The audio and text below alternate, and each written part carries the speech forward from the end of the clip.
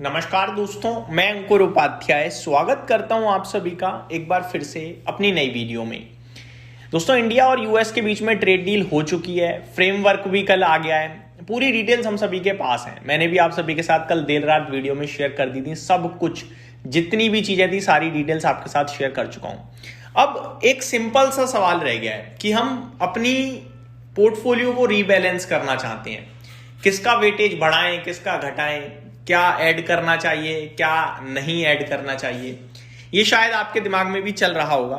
मैं आप सभी के साथ यहाँ पे ज्यादा कुछ डिस्कस नहीं करूंगा, मैं यहाँ पे पर्टिकुलरली टेक्सटाइल स्पेस को डिस्कस करूंगा, क्योंकि हम सभी को ये तो पता है कि टेक्सटाइल स्पेस को इससे बड़ा फायदा होने वाला है। बड़ा फायदा क्यों होने वाला है? क्योंकि टेक्सटाइल का बड़े लेवल पे एक्सपोजर यूएस में है। टेक्सटाइल कंपनियों का रेवेन्यू यूएस से ज्यादा आता है, भारत से कम आता है। यानी कंपनी जरूर ये इंडिया की है, लेकिन कमाई ये यूएस में ही करती हैं। तो अब यूएस के साथ ट्रेड डील से ना बड़ा फायदा होने वाला है इन्हें। मैंने ऑलरेडी आप सभी के साथ डिस्कस किया है बड़ा फायदा क्यों होने वाला है, क्योंकि दो चीजें हैं। क्या क्या?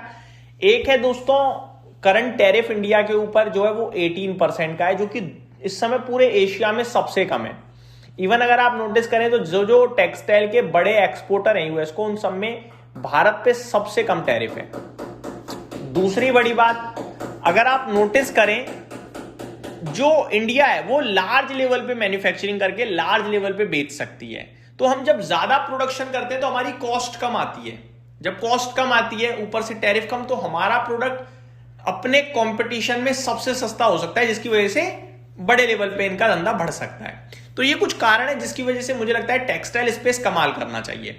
अब टेक्सटाइल स्पेस एक ऐसा क्षेत्र है जिसमें आपको 2000 करोड़ से लेकर 20,000, 25,000, 30,000 करोड़ तक की कंपनियां मिल जाएंगी।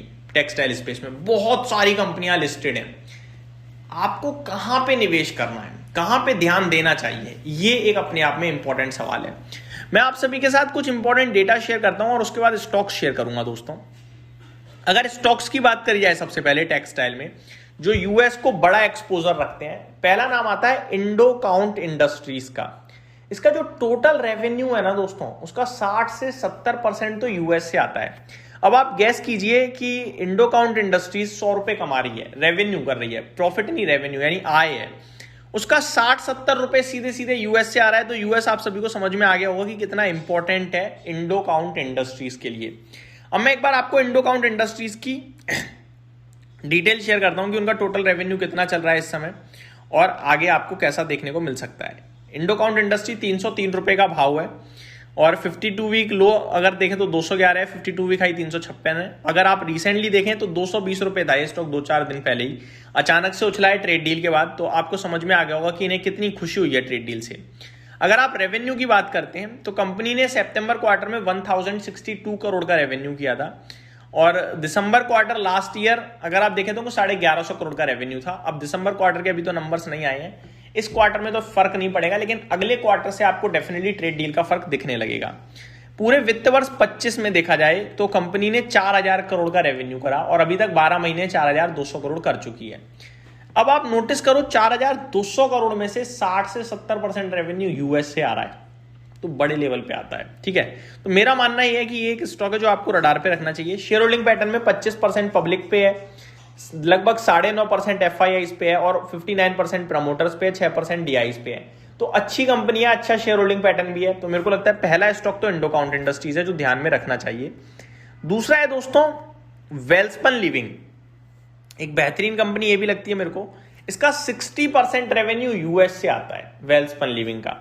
इस कंपनी का 13,400 करोड़ का मार्केट कैप है, 50 रुपए की बुक वैल्यू है, 140 रुपए पर ट्रेड कर रहा है। अभी एक हफ्ते पीछे 120 रुपए, 112 रुपए, 110 रुपए का भाव था, बढ़कर अब 150 हो गया है। यहां से और ऊपर जाने के चांसेस पूरे पूरे दिखते हैं।